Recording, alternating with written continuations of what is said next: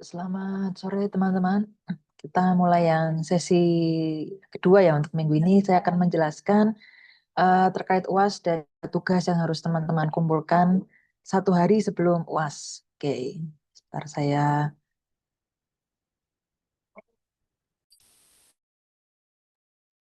coba share screen dulu. Oke. Nah, bagian ini kan sebenarnya sudah saya sampaikan di minggu sebelumnya ya. Jadi silahkan 2 mahasiswa 1 proyek. Saya rasa sudah semua atau hampir semua sudah menuliskan untuk kelompoknya ya di file Excel yang saya Google Sheet yang saya sampaikan. Lalu akan submit PDF saja, tidak harus di data. Lalu output yang harus teman-teman siapkan itu adalah A2, boleh landscape, boleh portrait. Tapi jika landscape silahkan dibuat landscape semua, jika portrait silahkan dibuat portrait semua, begitu. Oke, ya ini juga sudah saya sampaikan ya terkait dengan grading. Ya, 20% dari tugas yang sudah teman-teman kumpulkan hari ini dan 80% adalah dari tugas akhir atau tugas yang akan dikumpulkan 1 hari sebelum UAS. Oke, untuk final assignment-nya, eh, ya, yang akan teman-teman gunakan sebagai basis mendesain atau basis menyusun karyanya ya, itu adalah eh, tugas 3 studio teman-teman sekarang ya, yang mana adalah private villa ya, di lahan berkontur. Jadi jika flowchart sebelumnya itu adalah tugas 2 dari studio, yang sekarang adalah tugas ketiga. Mohon perhatiannya. Oke, nah untuk apa saja yang perlu dibuat tentunya dan dikumpulkan. Pertama, formatnya tadi ya sudah saya sampaikan adalah A2. Yang pertama, halaman pertama itu terkait dengan site analysis. Nah, silakan karena dibatasi hanya 1 halaman ya, walaupun A2 begitu, silahkan bisa dipilih saja yang dirasa paling relevan, karena kan saya rasa banyak sekali ya, teman-teman juga ada Artex, mata kuliah Artex, di mana banyak sekali elemen desain yang, sorry, elemen tapak yang harus teman perhatikan. Nah, tapi silahkan di sini pilihlah yang dianggap paling relevan. Nah, tapi paling tidak minimal ada 2 layer. Layer itu apa? Silahkan dicek lagi di materi perkuliahan terkait dengan site analysis ya. Nah, di sini silahkan buat diagramnya ya. Jadi semuanya harus diagramatis dan juga silahkan untuk masing-masing layer ya. Ini sebenarnya yang seperti teman-teman kerjakan ya. Untuk masing-masing layer silahkan bisa berikan kesimpulannya. Jadi untuk misalnya layer sosial itu apa sih yang menjadi eh, apa istilahnya yang menjadi utama di site tersebut untuk tipologi tersebut begitu ya.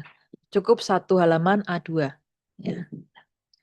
Oke, untuk halaman selanjutnya, halaman kedua itu adalah mengenai presiden selection. Jadi teman-teman harus seperti yang juga sudah dilakukan harus membuat sistemnya dalam memilih presiden ya, yang tentunya akan relevan dengan tipologi private villa. Jangan sama yang sebelumnya, kan ini tipologinya pharmacy sama klinik ya.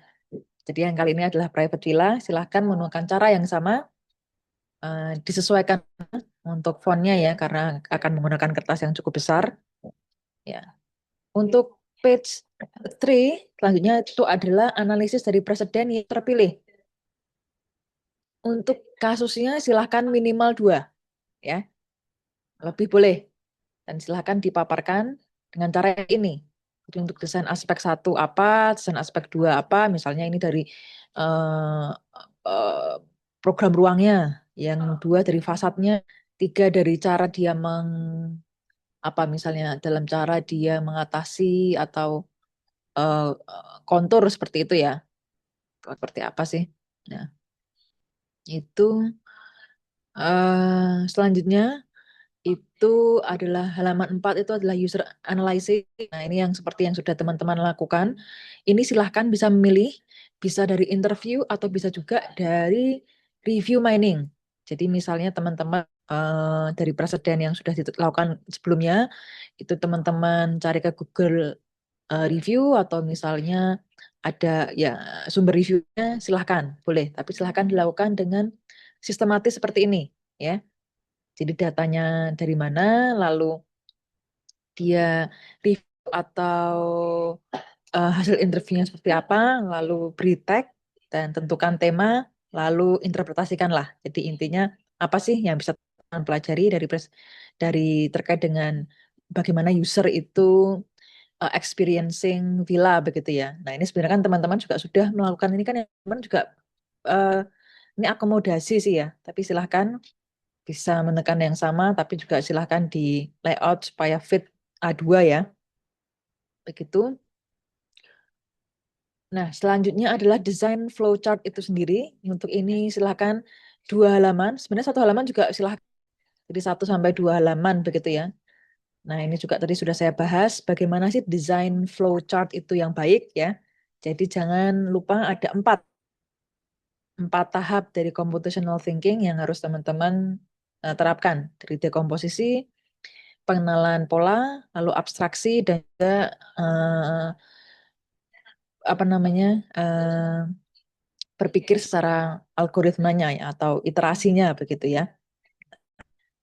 Ini oke, jadi sebenarnya tadi yang jadi teman-teman akan praktek ya dari awal hingga akhir yang sudah kita pelajari selama 1 semester ini. Dan ini mungkin detail-detail terkait dengan flowchartnya ya. Jadi grafiknya itu stylenya bebas, tapi ya flowchartnya, terutama flowchart logiknya itu jelas. Jadi saya nggak pingin teman-teman bikin kayak PPT tadi ya, kayak slides gitu. Jadi masing-masing satu slide tuh enggak, karena ini ya maksimal 2 halaman dan silahkan yang flow-nya ya flowchart kan namanya, flow-nya harusnya kelihatan dari mana ke mana seperti itu. Elemen-elemen dekoratif silahkan kalau mau, tapi jangan sampai dia mengganggu kejelasan dari flowchart-nya ya. Itu dan juga jangan juga mengganggu bubble diagramnya, juga jangan mengganggu panah-panahnya misalnya seperti itu. Oke. Nah, untuk kontennya pastikan rules yang teman-teman tuliskan itu diturunkan dari berbagai macam analisis yang dilakukan sebelumnya, dari user analysis, set analysis, sama preseden ya, untuk bisa membuat rules-nya. Nah, selanjutnya pastikan flowchart-nya itu ya enak dilihat begitu ya, jadi tidak hanya kotak sih ya kotak, tapi kan beda ya, mana yang sudah saya contohkan juga. Jadi yang enak dilihat gimana sih tebal tipis fontnya dan juga font yang tipis dan juga warna begitu ya. Oke. Dan disesuaikan itu untuk istilahnya poster ya atau tayang ininya A2. Nah, jadi kurang lebih mungkin harus bisa dilihat dengan cukup jelas dari jarak tertentu ya. Beda dengan buku yang bisa kita lihat dengan sangat dekat. Gitu. Tidak perlu denah secara detail, ini bukan studio ya. Full design board juga tidak perlu, misalnya mood board seperti itu tidak perlu. eh Terkait detail submissionnya, silahkan ini di copy paste ya untuk nama penamaan dari PDF-nya. Lalu submission itu dari Google Classroom dan saya akan membuatkan foldernya nanti ya di Google Classroom itu dan deadline-nya adalah 1 hari sebelum tanggal UAS dari data dan pengambilan keputusan tengah malam. Nah, nggak salah kita dapat jadwal itu 17 Desember kalau nggak salah. Jadi 16 Desember teman-teman harus sudah upload dan juga apa namanya sudah upload dan nanti kemungkinan besar saya akan meminta buktinya teman-teman di hari H UAS itu ketika teman-teman tanda tangan ujian itu supaya bisa menunjukkan bukti kalau teman-teman memang sudah submit begitu. Oke, kurang lebih itu yang bisa saya sampaikan. Pertanyaan nanti bisa langsung disampaikan melalui WhatsApp grup begitu ya. Oke,